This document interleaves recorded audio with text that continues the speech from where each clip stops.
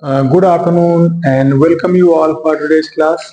Today we are going to discuss new topic, that is a topic based on renewable energy resource. There are so many renewable energy resources like wind energy, ocean energy, and photovoltaic energy, means solar thermal, photovoltaic and photothermal and biomass, and these are major energy resources. And one of the major resources is geothermal, means energy that we can harness from the earth.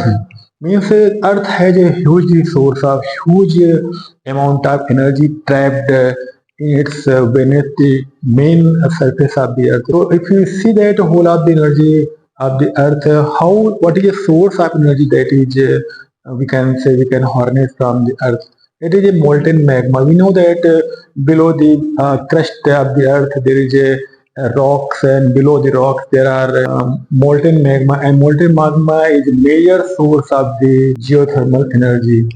So geothermal energy can be in form of the water, that is water leaked and reaches up to the some depth, means 5 to 10 kilometer.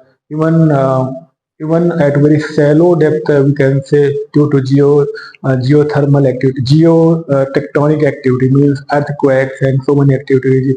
We see that sometime in terms of the volcano, molten magma comes out. So molten magma trapped at very shallow depth can be a major source of the geothermal energy. So here we are going to discuss how can we harness energy from the igneous rocks, means very hard dry rocks, because these rocks due to in contact with molten magma up to 5 to 10 kilometer depth, these are major source of energy, means main source of energy apart from the water accumulated here at very shallow depth. It is also source of energy, and some gases that develop due to high temperature of the molten magma that comes in contact with the water nearby. So gas formation, gas and water mixture will be there.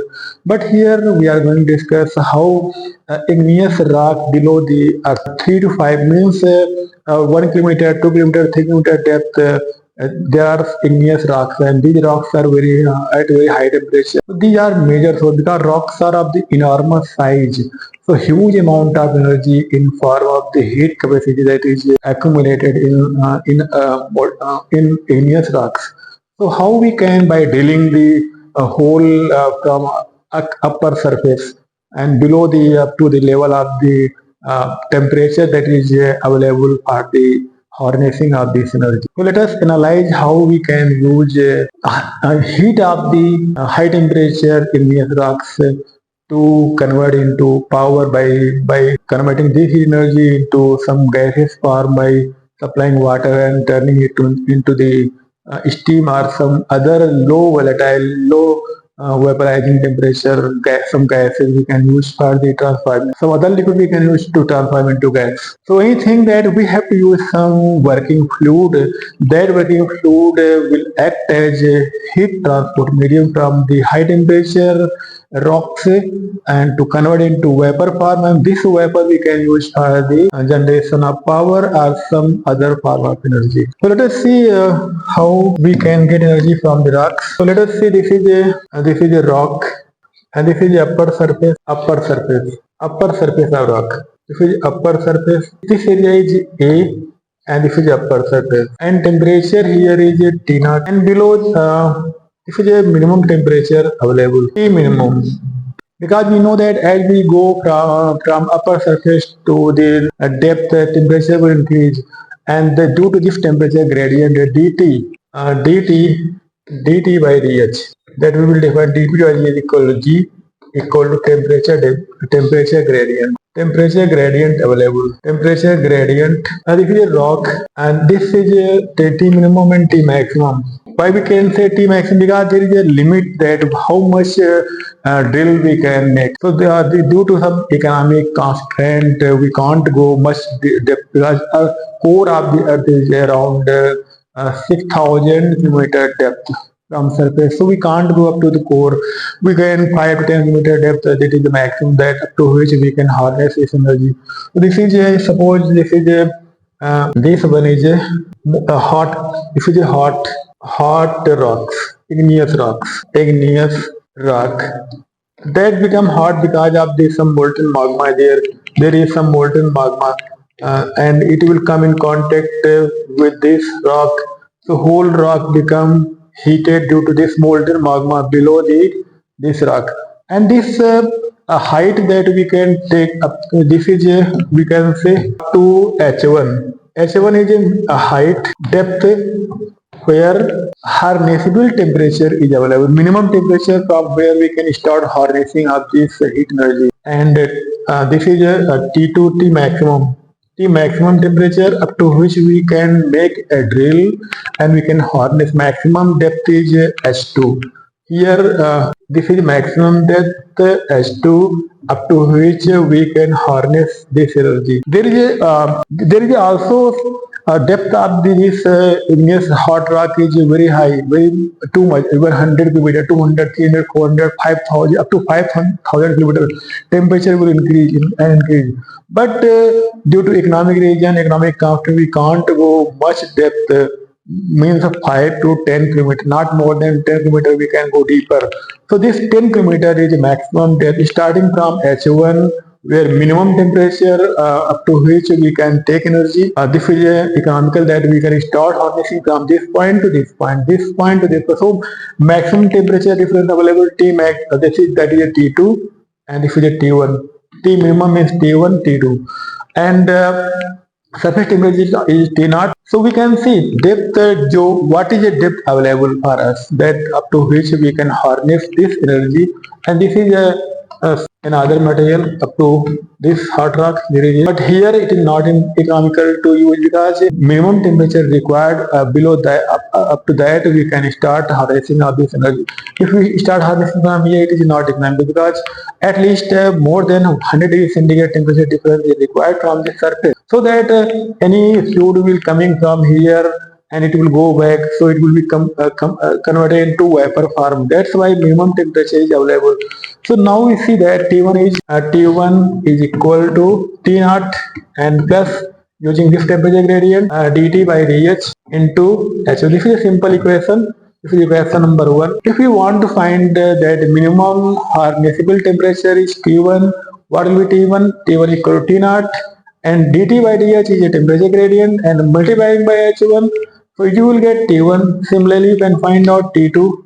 T2 equal to T0 plus temperature gradient and dt by dh into H2 by using equation number 1 and 2. Finding difference T2 minus T1 equal to H2 minus H1 into dt by dh. Simplifying this equation, replacing this dt by dh by g, this is the temperature gradient. So T2 minus T1 equal to G H2 minus H1. This equation we will use time and again for calculating total heat content available for harnessing. Total heat content available in this hot magma, hot igneous rock. How much energy is available in this hot igneous rock from H1 to H2 depth, having temperature difference T2 and T1. So that is I want to calculate here. So suppose we have to define other parameter, and these parameters are rho r is the density of rock, and cr, small cr is a specific heat content, specific heat of the rock, and average temperature difference. We have defined theta naught because we know that the temperature difference is available T1 to T2, but it is varying. So average temperature difference that is available for the finding out this heat energy, that is T2 minus T1 by 2. That is equal to from using this equation G H2 minus H1 by 2. This is a average temperature difference that is available for the at initial level. Average temperature difference is available G H2 minus H1 by 2. So now let us calculate what is A, and A is area of the rock. Here A is given, that is in kilometer square. So total energy content, how can define total energy content? E naught. Total energy content, we have to define total energy content of the rock equal to theta naught into CR. Theta naught into CR. What is CR? It is a heat capacity of the rock. CR is a heat capacity of the rock. CR equal to the heat capacity of the rock. Heat capacity. Thermal, you can say thermal capacity of the rock. Thermal capacity of the rock, that is equal to area into A into density rho r into small cr. If it is small cr, is specific heat into depth H2 minus H1. H2 minus H1 multiplied by A, it become volume. You see that H depth multiplied by area equal to volume multiplied by rho r equal to mass multiplied by Cr equal to heat capacity, thermal heat capacity, because this is a kilojoule per kg Kelvin. So this is a heat capacity Cr. Now so E naught, you can define it is by E naught. So E naught equal to total heat content, E naught equal to theta naught into Cr and A into rho r into Cr into H2 minus H1 into theta naught already defined T2 minus T1 by 2 G H2 minus H1 by 2 into G is a temperature gradient, G H2 minus H1 by 2. So this equation, that is equal to A rho r into G into H2 minus H1 whole square by 2. So this is a total heat content of the rock. This heat energy you can calculate by putting all values here. A in terms of the kilometer square. So if you take kilometer square, then you have to multiply by 10 to power 6. Because and rho r equal to density kg per meter cube, Cr is a specific heat capacity, G is a temperature gradient, here also at Kelvin per kilometer. So again 10 to power minus 3 ऊपर ले आएंगे, you take 10 to power 9 से multiply कर देंगे, and H2 minus H1 in terms of the difference kilometer by 2. So this is a total heat content. This is total heat content of the rock. By using this equation, you can find out total heat content, how much energy is available in kilojoule. If you want to take per kilometer square, then you take E by A. So you can get a per kilometer square heat content of this rock. Finding out energy rate. What is it now? How you extract the heat energy? This energy, how you extract? How can we extract this heat energy? So some water we will drill from here. We will drill and take a water here back. Drilling this one, take supply of water, and water will be evaporated. Suppose water is supplied here. So and initially at any time temperature difference available with theta. Theta is temperature difference available, and suppose Q is a quantity of water. Q is a quantity of water. Quantity of water supplied for heat removal. And theta is a initial temperature difference. Temperature difference at any instant means at t, and rho w is a water density, and Cw is a specific heat of water, that is a kilojoule per kg Kelvin. This will be equal to kg per meter cube, that is equal to 1000. We know that water density is around 1000. So rate of heat removal by the water. What is rate? And Q is a water supply. Q already defined, meter cube. That is a meter cube per kilometer square. We will take per kilometer square. Meter cube, if value in area, if area is not given, then you have to take meter cube per kilometer square. So rate of heat removal from this rock equal to rate of heat removal means this meter cube per second. Heat removal meter cube per second. Water flow rate is meter cube per second per kilometer square. So Q into rho W, water density, into Cw, this is the heat of water, into theta. Theta is the temperature difference. Temperature difference available. Because through this temperature difference, this heat removal will take place. Because this is temperature difference available for the heat removal from the hot. At any instant, this temperature difference theta is given. That will be equal to Cr. That is equal to Cr, heat capacity of the rock, and sign will be minus because due to this heat removal temperature will continuously decrease. That's why we're taking sign minus. It is a dt by dt by uh, dt means temperature gradient. This is temperature gradient with respect to time. This equation will define heat removal. So balancing this equation, taking means I think we have using d theta by dt. Should be d theta by not dt because a temperature gradient already we have defined. So it will be d theta by dt. It will be d theta by dt.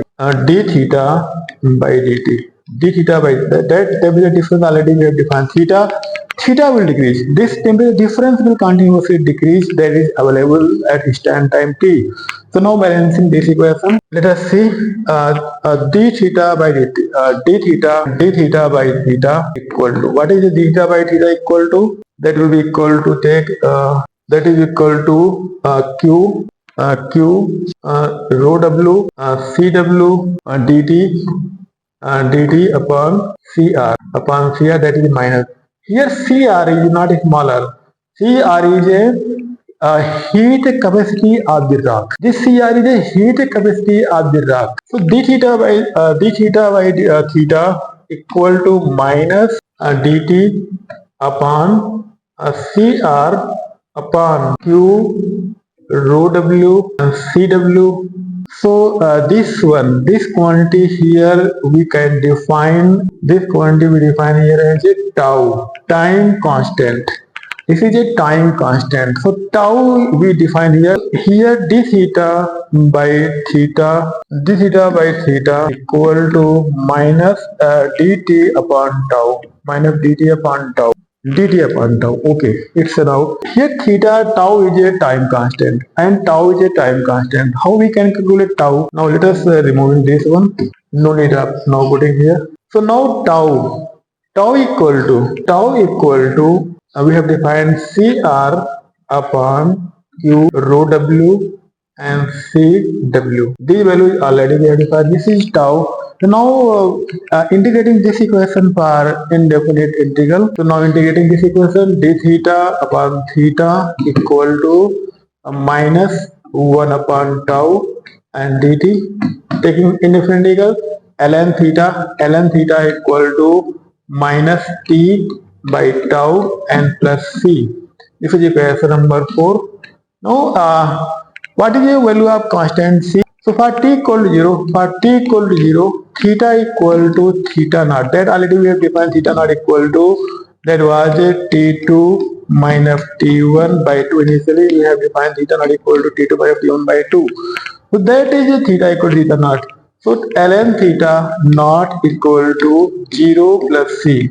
So putting value of c from this equation, ln theta equal to minus t upon tau and plus ln theta naught. So ln theta upon theta naught equal to minus t upon tau. Taking antilog here. So theta upon theta naught equal to e to power minus t upon tau. Theta equal to theta naught e to power minus t by tau. This is a equation, and we know this we can, you know that equal to what is equal to cr into theta. So simply you can replace multiplying it by cr. So this is equation number 5. Multiplying this equation by cr, so cr into theta equal to cr into theta naught and e to power minus t by tau. This will be equal to E naught e to power minus T by tau. At any time, energy content of the rock, instantaneous energy content of the rock will be equal to E naught. E naught was initial maximum energy content. By using this equation, you can find out at any time, energy content of the rock. Because after operation, after harnessing energy of 10 years, 1 year, 2 years, 3 years, energy content will continuously decrease with respect to this equation. It will decrease exponentially. So if you differentiate this equation with respect to t, what you will get? dE, differentiating this equation, dE by dt, taking mod, equal to what we will get? E naught upon tau e to power minus T upon tau. This equation, rate of energy harnessing means this is a rate of energy harnessing equal to E naught by tau e to power minus T by 2. As time will increase, this energy content will, if you draw this graph E and time, then you will get this is a as initial t equal to 0, it was E naught, and continuously it will decrease with respect to time, but never. This is a graph equal to E naught e to power minus T by tau. So after a very long time, total energy content will decrease, and time period will reach where up to given depth energy harnessing will become uneconomical. So we can find out what will be time up to which temperature available will be economical. So this is all about energy content, rate of energy removal, and time constant. All these things we have discussed. So I think this you will find interesting, and next we will also discuss some important mathematical analysis of the harnessing of the renewable energy from photovoltaic or from biomass, from ocean, and we will discuss about tidal energy. Tidal energy is also major source, and up to 20, 40, up to 100 megawatt power plant can be installed to harness tidal energy. And know that tidal energy is due to rotation of the earth, and due to gravitational pulling from the moon and sun. When this become maximum, then we get spring tide, and maximum height tides will appear, and during this peak time, spring tide, we can accumulate water, high rising water, and during reversal of the tide, it will go from the reservoir, and it will, while water leaving from the reservoir, it will pass out from the turbines. So turbine will generate that. We will discuss in next. Thank you very much for watching. I think in next class, first we solve one question that make you interesting, that how we put values and how we find the tau. This is important, that how we can calculate tau. Let us see here. We have time now. We can find out tau. How can we calculate tau? Tau, you can see tau is equal to CR upon rho W, Q, and CW. That is a tau. And CR, we know that CR equal to area A into rho R into CR into H2 minus H1 upon Q, rho W, and CW. So these are values, and rho W, CW, and okay. This we can calculate. Suppose area is not given per meter square, then you can put here area equal to 1 kilometer square. And then CR is given. Suppose value we give here. Let us find how we can put values here. Suppose age given 1 kilometer square, and rho R is given for rocks equal 2700 kg per meter cube, and H2 is given 10 kilometer, and the minimum height that is available for the economical temperature is 3.8 kilometer, and rho W is given. It is known that water density is given 1000 kg per meter cube, and CW equal to CW equal to 4.2 kilojoule per kg Kelvin. So putting this value, how we put to it? Because here dimensional, some values are given in kilometer square, some values are given in meter and MK. So kilometer square we have to convert into kilometer square. That is thing that you must remember for finding out. Only thing that is important is how to find out tau, time constant. So putting value here, 1 kilometer square means 1 into 10 to power 3 square into rho r 2700, that is given into CR given 0.82, CR is given 0.82 kilojoule per kg Kelvin.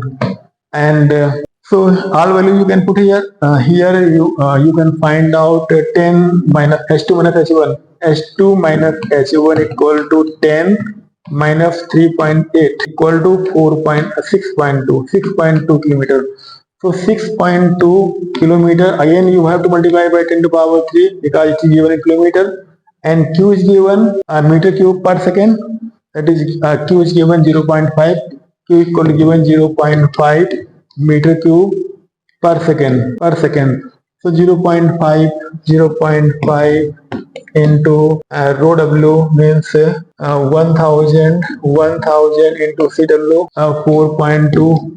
This equation, now tau you will get in terms of the second, and you see that in denominator it is high powerful, 10 to power 9 you have to multiply, and here denominator is very less value, so you have to convert into years. Time constant you have to find out in terms of years, because these resources run for years, 250 years, 100 years, 200 up to 200 years. So you know that in 1 year there are 365 days and 24 hours, and in 1 hour 3600 seconds. So now 365 days, 24 and 3600. Now you will get this value in terms of the year. By putting this data, you will get, you calculate it, approximately you will get this value around 200, approximately you will get 206 years. You can find this is a time constant, and you can use this time constant means equal to E naught, e to power minus tau by t by tau. Suppose after 25 years, how much energy will be available? So E naught you have to calculate first by using equation, and tau you know that 206 years, putting this value 25 years, how much energy will be available, how much temperature will be available.